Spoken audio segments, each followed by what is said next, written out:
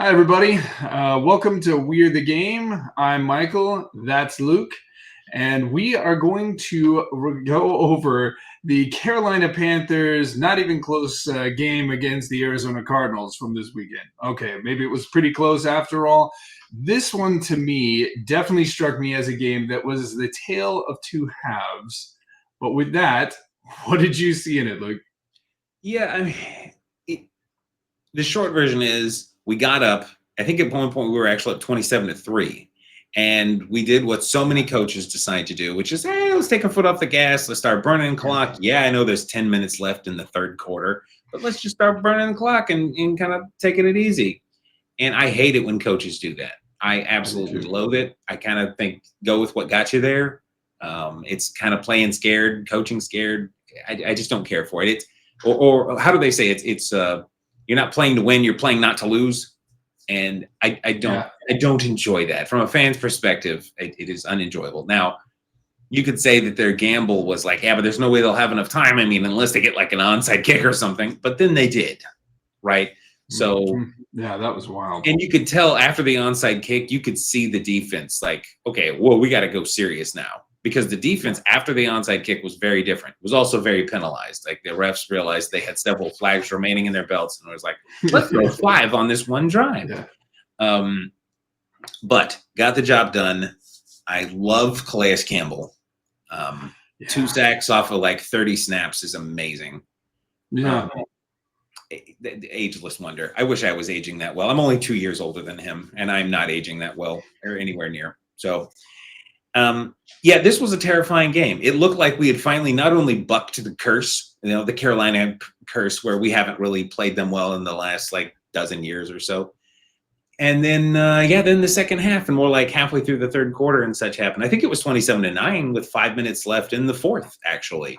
So at some point, I just want us to win and me not be terrified at the end. Just give me 1 or 2 of those this year, please.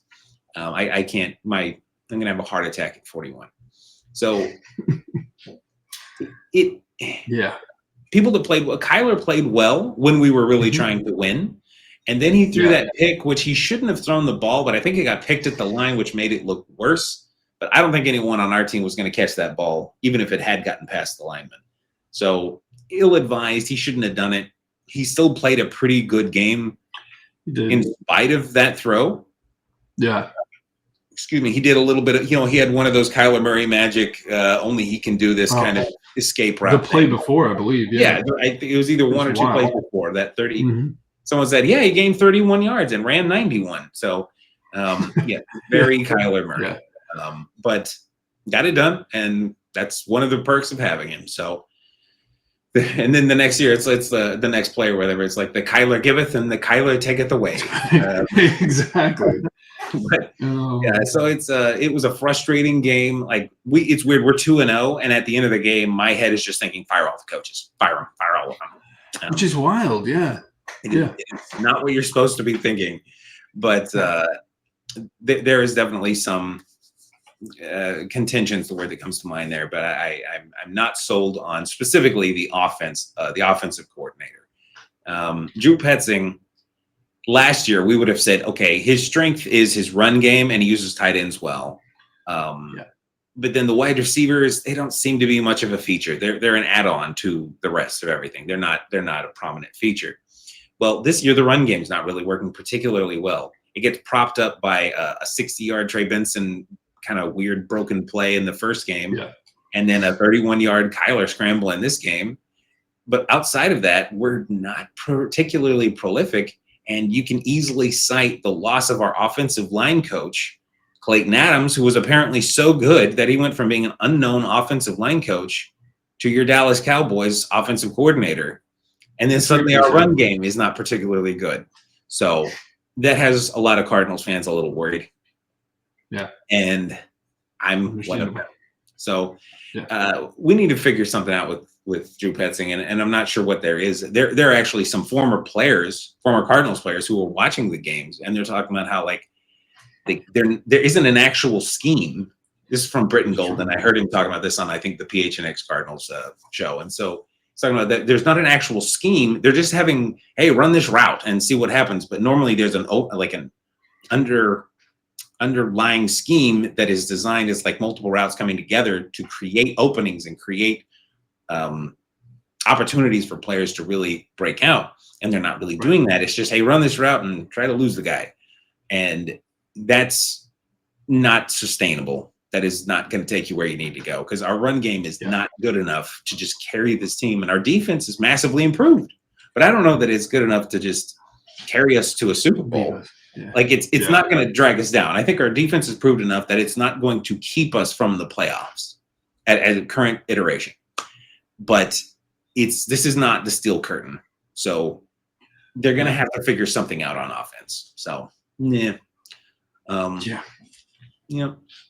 Yeah, I definitely. I guess a question with that is, to me, it strikes me that teams have come in and kind of their defensive approach. We always talk about, what are you taking away? Like, what are we taking away from the offense coming in, right? With Dallas, you would want to try to take away probably CeeDee Lamb, and Pickens and Ferguson. That you'd be more pass centric. And it seems like teams are coming in saying, hey, we're going to take away the running game and try to force them to beat us in the air, which it does feel like you have the tools. I think many teams would be jealous to have Trey McBride, Marvin Harrison Jr., even Michael Wilson on the team. It's like, where are those pieces? Do you agree with that? Do you feel like, yep, that's what you see as well? And I mean, your next game coming up, there is a real defense. I would assume they're going to follow the same game plan roadmap for that. So it's like there's a need to evolve quickly here, I would think. Yeah, there is. And they to cover the last couple of games real quick, I try to be somewhat analytical and practical and common sense and all that kind of stuff. And I have certain tiny segments of my brain, my already tiny brain, that can't help but believe in a little bit of weirdness. So kind of, not exactly, but we have some organizational problems with other organizations. So we have not played the Panthers well, as I talked about. And we haven't actually, I didn't really talk about this much, but we really haven't played the Saints particularly well in the last 15 years. Now, some of that, they had Drew Brees. No one played them particularly well. But these two teams in particular, coming into the year, everyone is talking about, oh, they've got an easy start to the season. And I'm like, yeah, we do. That'll be something. Yeah. So I had some worries, to be honest. I was trying not to talk about it too much, but I did have some worries. We did talk about the Panthers, but the Saints are slightly less lopsided in that negative way. So going into the Niners, the first game last year, they played us quite well. The only reason we won that game was because their kicker got hurt, and they did not have one. They were having to go for it on fourth and 8 from like hour 30. I think they were having to go for it because they didn't have a field goal kicker. We would not have. Right. So they are hurt. But Mac Jones looked really good in week 2 when he played his first game for them. That offense seems to be a great place for quarterbacks to go and look good. Yeah. You were terrible with the Jets. Guess what? You'll look great here. Or the Patriots, and then So they will be a real test. But we'll get into the San Francisco game more. Well, and it's always interesting when you have a game. Y'all's defense, as good as the additions to your like defensive line, and all that are, your safety set is probably best in the league. Thompson and Baker. But when they lead in tackles, it makes me nervous. And I think we talked a little bit about that, or you mentioned it, that part of that is going to be because they're covering for a group of corners that are maybe not running at 100% anymore. How big of an impact, what do you think things are with that group right now? And how big of an impact do you think that'll play kind of going into the game against the Niners?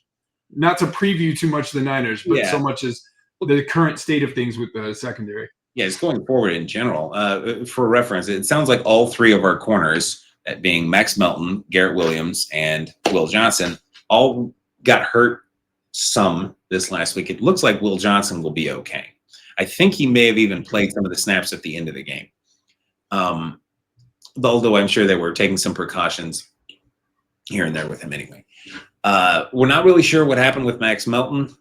I don't even remember what play he went down on, but Garrett Williams suffered what looked like a knee. I don't, and it wasn't like his knee got bent around backwards or anything like that. But I mean, like, But still a knee injury. Yeah. it looked like other knee injuries that I've seen. The way he was holding it, the way they were carrying him off the field. They didn't bring in the cart, the little golf cart or whatever. They didn't do that. But that is, losing one corner can be a problem. We saw that with Dallas. Like, that changed things very quickly. Losing all three of them would be catastrophic.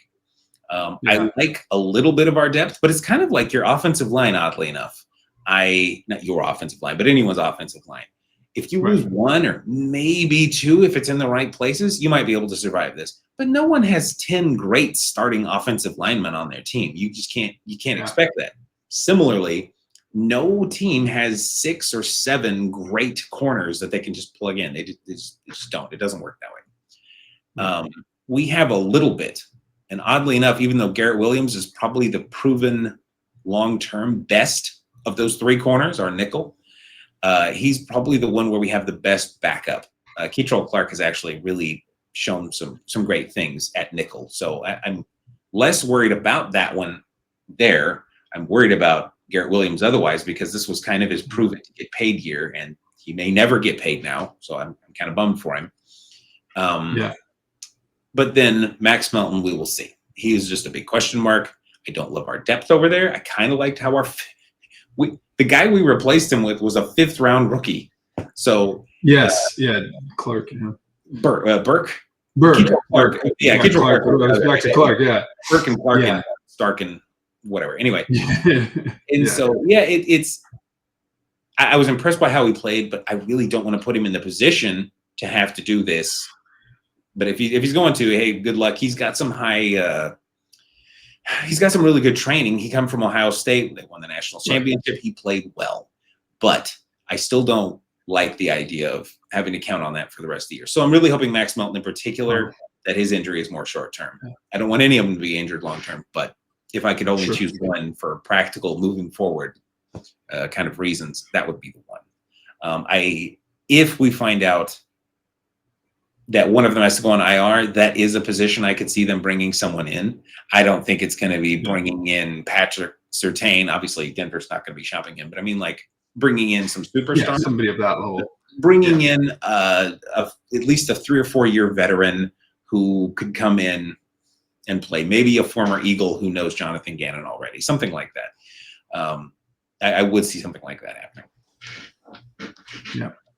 No, I'm hopefully, like you said, most of those are short-term injuries. They're able to bounce back, and if these rookie or younger guys get a chance, hopefully they come in and show that they're more prepared than because the next 2 games you have, of course, are divisional games, and you're going to want to show up and make a good showing on both of those. So, but hopefully, quick recovery to all of your secondary to get them back to pair up with that vicious safety group. But I guess we will see as we head towards the matchup with San Francisco, which we'll talk more about later. But until then, thanks everybody for joining. We're still on our trek to 100 subscribers. So if you would like to like and subscribe, we'd appreciate it. And for all of our already subscribers, thank you very much. And we'll see you next time. Have a good one.